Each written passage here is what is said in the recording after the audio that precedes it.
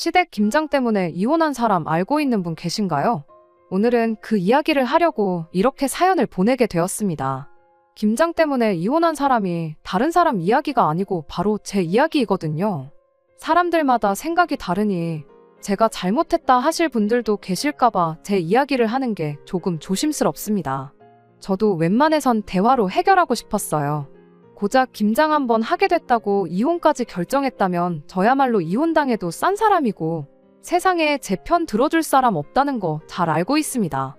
저의 사연 한번 끝까지 들어봐 주시고 제가 정말 성급하고 잘못된 결정을 내렸다면 제가 잘못한 거라고 허심탄회하게 이야기해 주세요. 남편과는 2살 차이로 평범하게 맞벌이 생활하는 부부였습니다. 회사 퇴근 후에 모이는 직장인 동호회에서 남편을 처음 만나게 되었습니다. 동호회 안에서도 유일하게 미혼인데다가 연애도 안 하고 있던 2사람이었기에 자연스럽게 가까워지게 되었어요. 동호회 사람들이 둘이 잘 어울린다.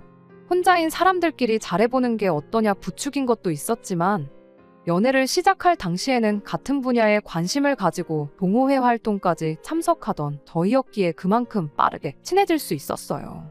거기에 저나 남편이 둘 다 30대 중반으로 나이가 있는 편이다 보니 연애 시작하고 얼마 지나지 않아서 결혼관에 대한 이야기까지 주고받게 되었을 정도로 진척이 빠른 편이었죠. 각자 결혼을 그 나이 먹도록 하지 않았던 이유는 달랐습니다. 남편은 20대 후반때쯤 결혼 이야기가 오가던 연애 상대가 있었다고 해요.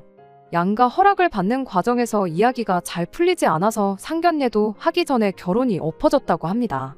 그 뒤로 어쩌다 보니 아직도 결혼을 못하고 있던 상황이었다고 해요. 그 여자를 잊지 못해 결혼을 안 한 건 아니었다고 해명 아닌 해명을 해줬는데 사실 알아서 썩 좋을 거 하나 없는 이유였다 보니 그 부분이 조금 신경이 쓰이긴 했지만 제가 괜히 호기심에 꼬치꼬치 캐묻다가 알게 된 사실이니 그걸 걸고 문제 삼지는 않았어요. 상견례도 가기 전에 결혼이 엎어지게 된 건 당시 남편의 문제도 있었겠지만 시부모님 때문에 그랬다는 걸 깨닫게 된 건 애석하게도 결혼을 하고 나서였고요. 그때 한번 아들 혼사 자리를 망쳐놓은 전적이 있다 보니 저랑 결혼할 때는 식 올리기 전까지 제가 알 수 없게 본 모습을 숨겼던 거구나 싶을 때도 있어요. 제가 결혼을 안 한 이유는 남편보다는 훨씬 단순한 이유였습니다. 그냥 일하는 게 좋았어서 연애도 만남도 뒷전이고 일에만 열중하다 보니 그렇게 되었던 거죠. 제가 결혼에 관심이 없거나 뜻이 없던 건 절대 아니었어요. 친정어머니께서도 제가 결혼만 한다면 아들한테 해주는 것보다 사위한테 훨씬 더 잘해주겠다 하실 정도로 제 결혼을 바라고 계셨고 저 또한 그런 저희 어머니 기대를 저버리고 싶은 마음은 없었어요. 친정어머니가 걱정하신다고 결혼을 해야겠다 생각했던 건 아니었고요. 일에 열중하면서 회사에서도 어느 정도 자리를 잡고 능력도 인정받고 하다 보니 여유가 생기게 되었고 여유가 생기니 자연스럽게 안정적이고 행복한 가정을 꾸리고 싶은 마음이 굴뚝 같았습니다. 제 앞가림 제가 스스로 할 수 있는 상황에 결혼이라는 게 제가 마음만 먹으면 언제든 할 수 있는 것이라고 생각했는데 막상 회사에서 인정받고 제 가치가 올라간 만큼 상대방이 저를 부담스러워 한다는 느낌을 지울 수가 없었어요. 거기에는 제 나이도 한몫했을 거라 생각하고요. 배우자를 선택함에 있어 서로 조건만 따지는 그런 사이보다 연애 결혼을 하고 싶었던 제 욕심도 있었죠. 물론 남편하고도 연애 시작하고 2달도 채 지나지 않아 결혼 이야기가 오고 가긴 했지만 어쨌든 시작은 연애부터였으니 나름 다르다고 생각했고 같은 동호회에서 만난 만큼 취미나 관심 분야를 공유할 수 있었으니 이왕 하는 결혼이라면 마음도 잘 맞는 사람과 하는 게 좋겠다는 생각도 있었죠. 2사람 다 나이가 있었다 보니 양가 도움은 하나도 받지 않고 반반 결혼을 할 수 있었습니다. 남편 명의로 대출이 남아있는 집이 있어서 제가 모아놓은 돈으로 대출금 싹 다 정리해버렸고 공동 명의로 돌린 뒤에 그 집에 그대로 신혼살림을 차렸어요. 남편은 자기가 집을 해왔다고 하는데 대출금에 그 집에 들어간 혼수부터 결혼식 비용까지 액수로만 따지고 보면 반반 결혼한 거나 마찬가지였습니다. 저나 남편이나 벌이도 서로 비슷했고 양가 형편도 똑같다고 할 수는 없지만 노후 준비도 다 되어 있었던지라 정말 결혼하고 둘이 잘 살기만 하면 되는 거였어요. 남들보다 늦은 결혼이었던 만큼 보란듯이 잘 살고 싶은 마음뿐이었는데 세상일 참 마음먹은 대로 되지 않네요. 우리 아들 데려가줘서 고맙다며 간이고 쓸개고 다 빼줄 것처럼 하던 시어머니가 결혼하자마자 180도 돌변하더군요. 그리고 그때 남편이 20대 시절 결혼 이야기까지 오갔던 상대방과 상견례도 하기 전에 엎어지게 된 게 다른 게 아니라 시어머니한테 이유가 있다는 걸 깨닫게 되었고요. 저희 결혼이 액수로만 따진다면 반반 결혼이나 마찬가지였는데 그때 정확하게 장부라도 적어놓을 걸 그랬습니다. 홍기 놓친 아들을 구원해줬다며 결혼만 해주면 뭐든 다 해주신다던 분이 저를 얕잡아 보기 시작했어요. 남편 명의였던 집을 공동명으로 바꿨다는 사실을 알고는 그때부터 저를 아들이 이뤄놓은 성공의 밥숟가락 얹어 사는 거머리 취급을 하더라고요. 결혼을 미끼로 당신들한테 한마디 없이 아들 명의의 집을 공동명의로 바꿔놓으니까 좋냐는 시기였죠. 그때는 그래도 신혼이다 보니 남편이 제 편을 들어줬어요. 제 편을 들어준 것도 사실 따지고 보면 아니죠. 사실을 있는 그대로 설명했을 뿐이니까요. 결국 따지고 보면 똑같은 돈 들여서 결혼한 건데 왜 그러시냐며 제 편을 들어줬는데 시어머니는 그것마저도 당신한테 말대꾸 한 번 한 적이 없던 순하디 순한 아들이 여자 하나 잘못 만나서 지 엄마한테 대든다고 받아들이셨던 거죠. 남편이 제 편을 들어주는 만큼 시어머니는 저를 고깝게 보기 시작했고요. 그래도 남편이 중간에서 버티고 있어주니 저한테 더 무슨 소리를 할 수는 없었는데 그걸 유치하게 시집살이로 복수하기 시작하더라고요. 모시고 살았던 게 아니다 보니 직접적인 시집살이는 아니었지만 일주일에 두세 번씩 안부 전화를 하라던가 하는 어이없는 요구부터 연락도 없이 신혼집 문 따고 들어와서는 살림 간섭을 한다던가 잔소리를 한다던가 하는 식으로 말이죠. 그 정도야 어떻게든 참을 수 있었는데 아들 아침밥은 잘 챙겨주고 있는지 검사하러 왔다고 아침 6시에 저희 집 문 따고 들어왔을 때는 정말 참을 수가 없었습니다. 그간 잘 참고 있었는데 아침밥 어떻게 차려주는지 검사하겠다는 말에 쌓여있던 게 터져버렸네요. 맞벌이 하는데 아침밥은 왜 저만 차려야 하느냐고 말대꾸를 했어요. 시어머니도 보통 분은 아니었던지라 며느리가 말대꾸를 한다며 바로 큰 소리가 터져나왔고 아침 대바람부터 시어머니랑 대판 싸우기 직전까지 갔었죠. 남편이 어떻게 시어머니도 말리고 저도 말리고 해서 그날 아침은 잘 넘어갔는데 그날 퇴근한 남편이 그래도 그렇지 그게 며느리가 시어머니한테 할 태도냐. 엄마가 틀린 말 한 것도 아닌데 뭐가 그렇게 불만이냐며 저한테 한마디 하더라고요. 출근 늦을까봐 자기가 나서서 말렸던 거지 그게 아니었으면 시어머니한테 욕 한 사발 먹게 내버려 뒀을 거라고 하는 겁니다. 저는 아침 안 챙겨 먹어도 그만인 사람이에요. 실제로 결혼하고 나서 남편이 아침 안 먹고 나가면 힘이 안 난다고 해서 몇 번 차려주긴 했는데 밥상 다 차려놨다고 해서 저도 같이 밥을 먹거나 한 건 아니었거든요.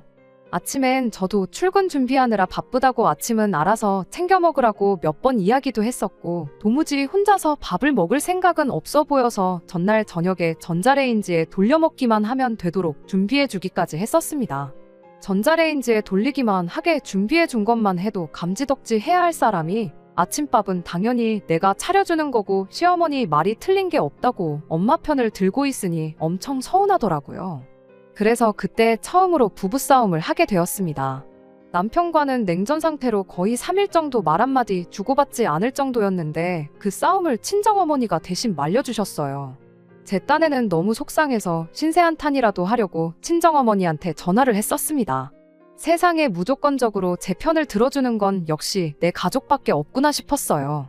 하지만 어머니께서는 그렇다고 평생 남편하고 말 한마디 안 하고 지낼 건 아니지 않냐며 적당한 타이밍에 화해를 하라고 조언을 해주셨어요. 어머니랑 아내랑 싸우면 중간에서 새우등 터지는 게 남편이라고. 저희 아버지도 할머니 문제로 어머니 속을 많이 썩였다고 하시면서 먼저 화해의 손길을 건네보라 저를 설득하셨죠. 제가 직접적으로 미안하다고 하지는 않았지만 어찌저찌 화해는 했습니다. 남편도 불편했던 게 이만저만이 아니었다 보니 꽤나 이성적으로 나왔고요. 화해한 뒤에는 확실하게 짚고 넘어갈 건 짚고 넘어가자 했어요. 시어머니한테 우리 반반 결혼했으니 간섭하지 말아달라고 해달라는 그런 거창한 것까지는 바라지도 않았습니다. 다만 우리끼리라도 가사일이나 등등해서 공평하게 하자고 했죠. 제가 아침밥을 차려주는 만큼 남편도 집 청소라든지 빨래라든지 하는 다른 일들을 도맡아서 하는 식으로 말이죠.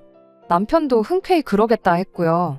그렇게 화해한 후에도 시어머니가 몇 번 아들 아침밥 검사한다고 몇 번을 더 찾아오셨는데 원하는 대로 제가 아침밥 차려주고 있는 모습을 봤을 땐 흡족해 하셨는데 남편이 그만큼 집안일을 하게 되었다는 사실을 알게 되니 그건 또 언짢아 했습니다. 그리고 나선 결혼 후 맞는 첫 명절에는 집안 제사를 부활시키더군요. 명절날 제사 음식 해야 되니까 새벽바람부터 오라는 말에 남편도 어이가 없었는지 우리 집이 언제부터 제사를 지냈냐고 따지기까지 했어요.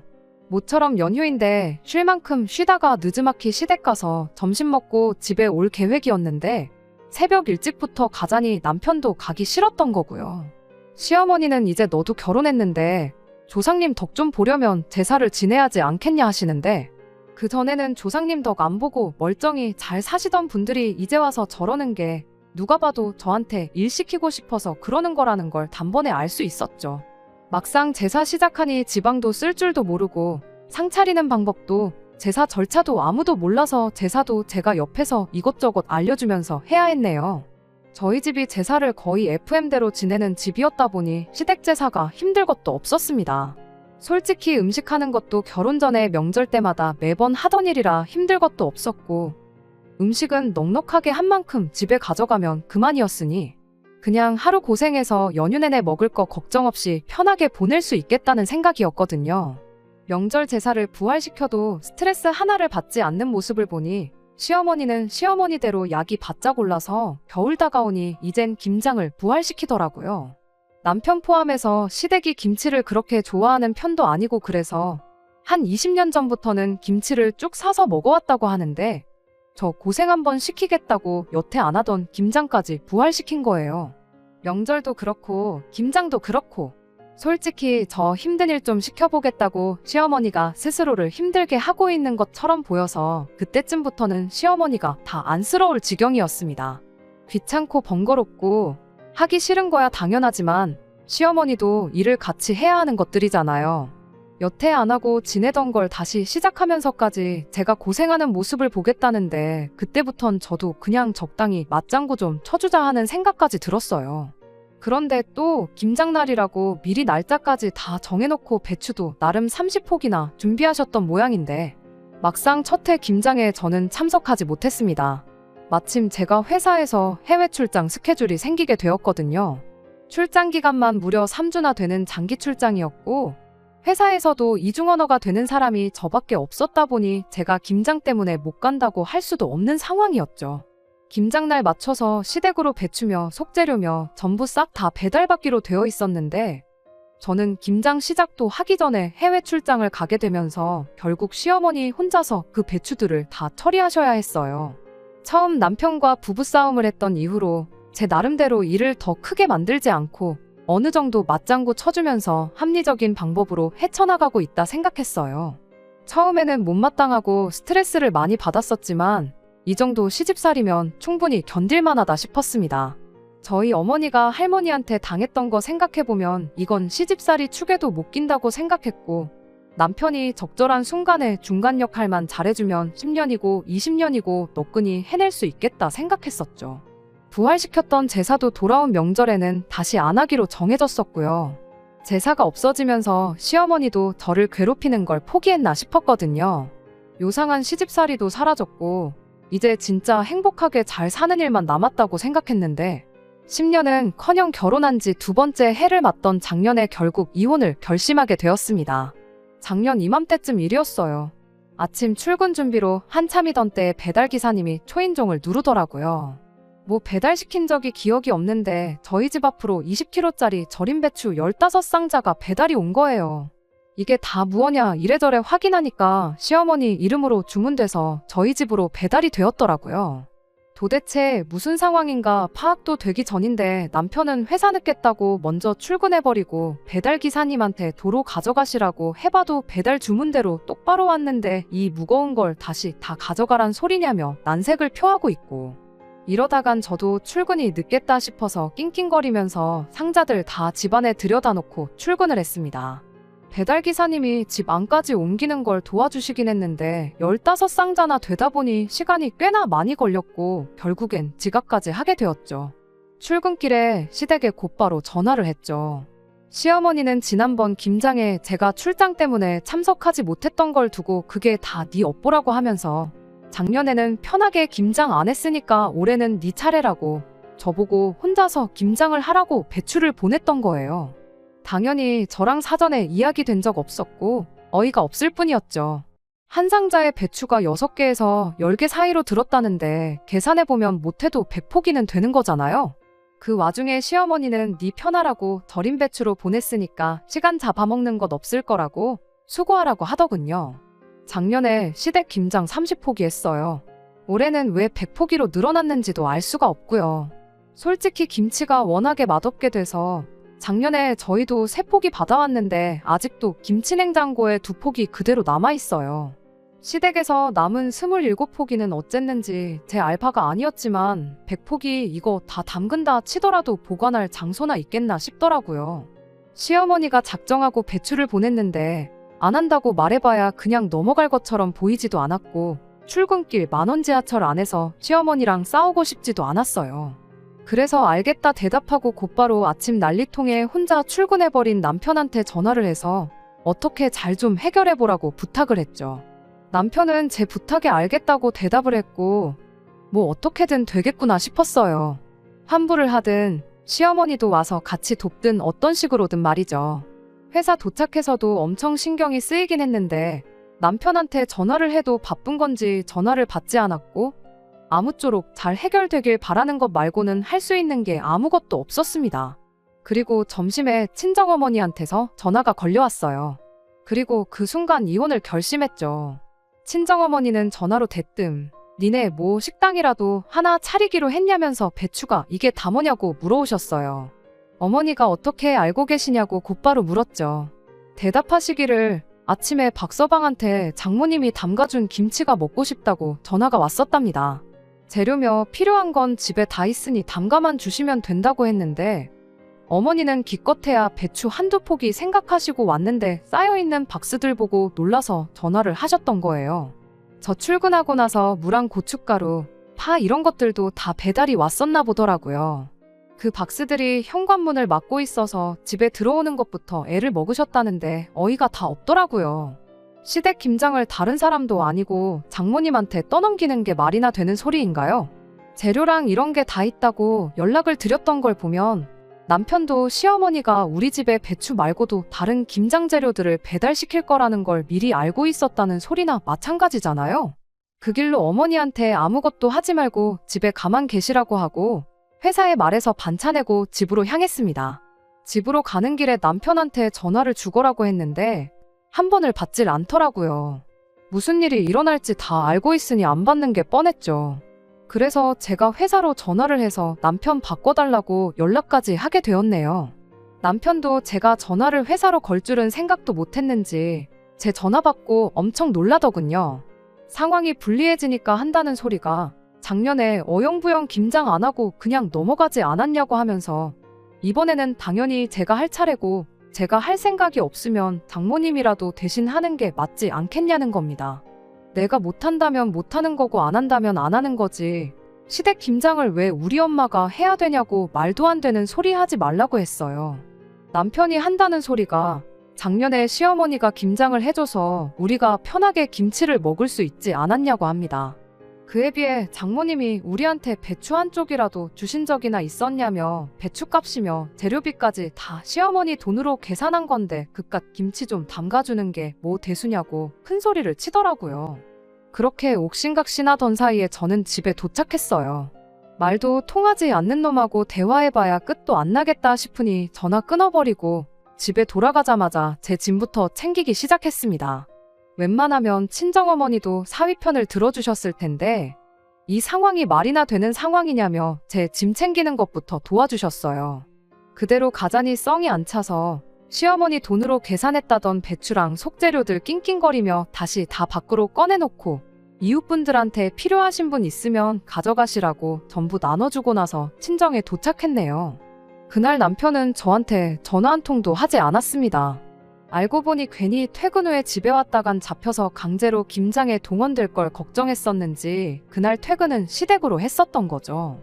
그 덕에 저는 한층 더 수월하게 이혼을 결심할 수 있었네요. 그나마 시어머니와 저 사이에서 내 편을 들어주는 사람이라고 생각했는데 그건 눈 가리고 아웅이었을 뿐. 자기 엄마가 며느리 기강 잡기 위해서라면 장모님한테 시댁 김장을 대신 하라고 시킬 정도로 팔이 안으로 굽어있는 사람이라고는 제가 생각도 못했던 거죠. 그리고 그런 사람의 어디 뭐를 보고 이걸 용서해주고 넘어가겠어요? 다다음 날이 되어서야 제가 김장 재료들은 다 이웃들 나눠줬고 저는 짐 싸서 친정가 있는 걸 알게 된 남편이 그제서야 상황이 걷잡을 수 없게 되었다는 걸 느꼈는지 사과를 해왔는데 하루 늦은 덕분에 저는 오만정이 다 떨어져서 이미 이혼을 결심한 상황이었어요. 남편한테 다른 말은 안 하고 네 대출 대신 갚아준 거 이자까지 쳐서 도로 가져오고 혼수로 해간 것들은 내가 사갔을 때 들어간 비용 그대로 만들어 놓으라고 했습니다. 결혼 비용은 인심 써서 반반 낸 걸로 쳐줄 테니 그 비용도 마련해 놓으라고 했어요. 다른 건 몰라도 신혼집 대출 갚아주면서 공동명의로 해놓았던 것만큼은 정말 조상님이 도왔다고밖에 설명이 되질 않네요. 우여곡절이 있었지만 결국 올해 여름에 완전히 부부 사이 정리하고 깔끔하게 이혼했습니다. 그 와중에 배추값이랑 김치 재료값 타령하는 시어머니 보니까 저는 어떻게든 그냥 넘어가지 않고 빨리 이혼해버린 걸 정말 잘했다는 생각뿐이에요. 그 아끼는 아들, 20대 때는 결혼 상대랑 파혼까지 시키더니 30대 때는 이혼까지 시킨 대단한 시어머니입니다. 물론 시어머니 혼자만의 잘못은 아니죠. 그 나이 먹도록 똥오줌 못 가리고 무작정 엄마 편 들고 있는 남편도 잘못이 있어요. 그러니 앞으로 어떻게 살든 관심 하나 없습니다. 그래도 아무쪼록 이 이혼을 계기로 엄마 편 들어봤자 자기 인생에 도움될 거 하나도 없다는 것 정도는 배웠으면 싶네요. 그렇지 않으면 남편의 미래에 기다리고 있는 건 또 한 번에 파혼이나 이혼이 될 거라는 건 안 봐도 뻔한 일이니까 말이죠. 끝까지 들어주셔서 감사합니다. 오늘의 사연은 여기까지입니다. 구독과 좋아요, 알람 설정 부탁드리고 더 좋은 사연으로 다시 찾아뵙겠습니다. 감사합니다.